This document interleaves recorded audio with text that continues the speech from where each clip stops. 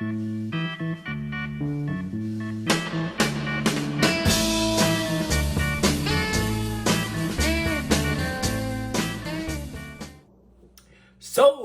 Kitchen. Today's recipe is sheet pan lemony chicken with Brussels sprouts. I'm emphasizing that Brussels sprouts because they're originated in Brussels. So I'm saying Brussels sprouts as opposed to how I used to say Brussels sprouts. This is one where if you are vegetarian, obviously you're not going to use the chicken. The vegetables came out great. Same thing if you're using fish. I wouldn't cook the fish with this. I'd cook it separately, and then you have a nice vegetable base. I also put couscous on the bottom of the pan because I needed some sort of starch or something like it to absorb some of the liquid, and it was wonderful. I did add a couple of things to the recipe. You'll see in there colorful red peppers. I think it would have been too bland even with the parsley, so it came out great. Also, I'm going to show a couple of little food hacks to go with this dish before we get into it. Overall, wonderful recipe. It was delicious. There's leftovers. I would suggest if you have one to use a thermometer into the meat so you can get it at the 160, 165 mark, which is perfect for chicken thighs. Enjoy. Yes, I have a few spices. They're all labeled. This is what I did during the pandemic, alphabetically. Now I know where I can find them, and more importantly, when anybody goes, they know exactly where to put them back. Also, on the bottom, I put the date of the spice, so I don't have old spices, although it's good deodorant. But I'll tell you the reason I do that and keep them in jars like that. There's a good reason about the spices and keeping them for a long time.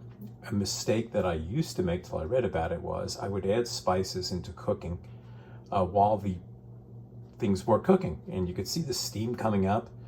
Well, that same steam that goes into your fan is also going into any of the spice jars that you've opened up.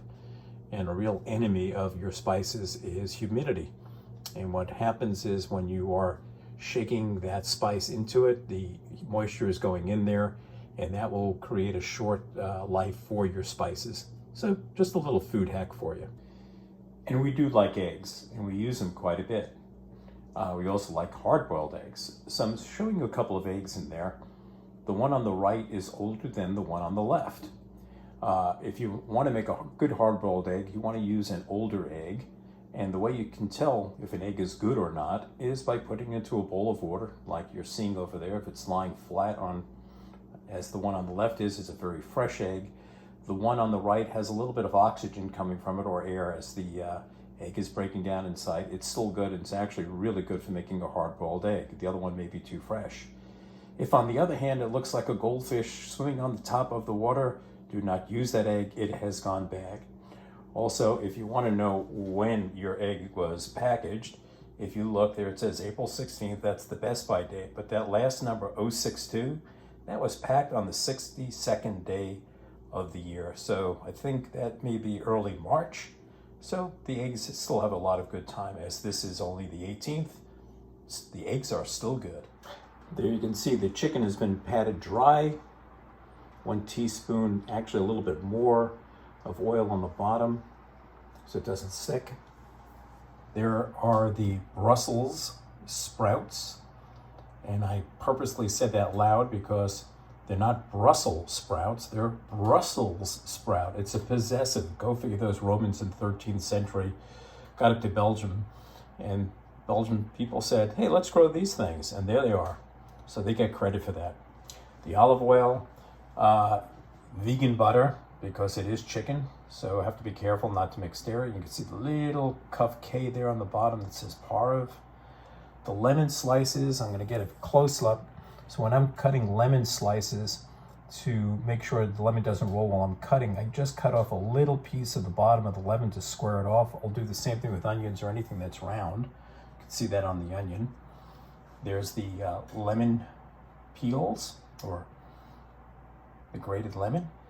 And on the sections themselves of the lemon, I'm trying to let you see this, make a little cut. That keeps the lemon, when you're squeezing it, from going all over the place. And unless you try to get in somebody's eye, it's a good way of making sure your lemon juice goes right where you want it to go. The chopped parsley, the flakes. Wait a minute, it doesn't call for any of those peppers. Well, I was looking at the recipe and said, this looks like it's not going to be a very colorful dish, so at the very end, I'm going to throw those in when it gets to the roasting part. Another nice tip on the oven, in case you forget to preheat, which this one is to 450, I wouldn't recommend for baking, but for cooking it's okay. Just put it on the broiler.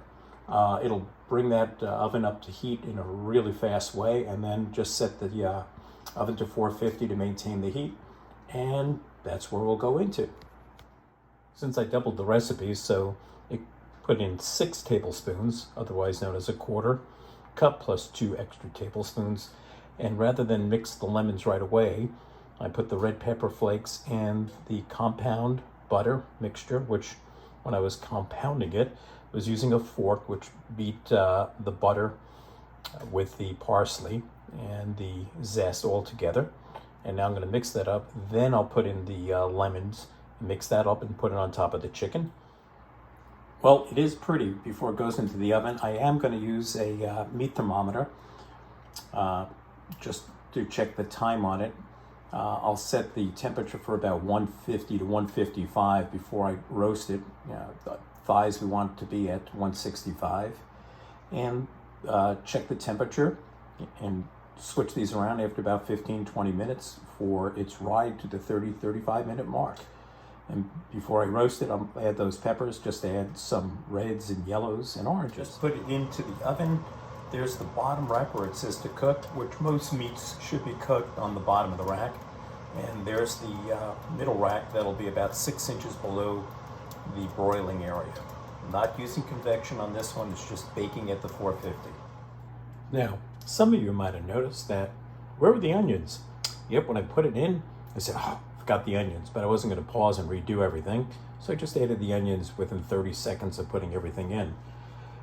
Definitely I like the red peppers and the yellow peppers and the orange peppers to give it a little bit of color, although the onions look really nice on it. I did broil up the chicken to get the skin a little crispier and let the vegetables cook while I did that. So the vegetables probably got another 5-6 minutes, but tasted the Brussels sprout and it was delicious. Enjoy.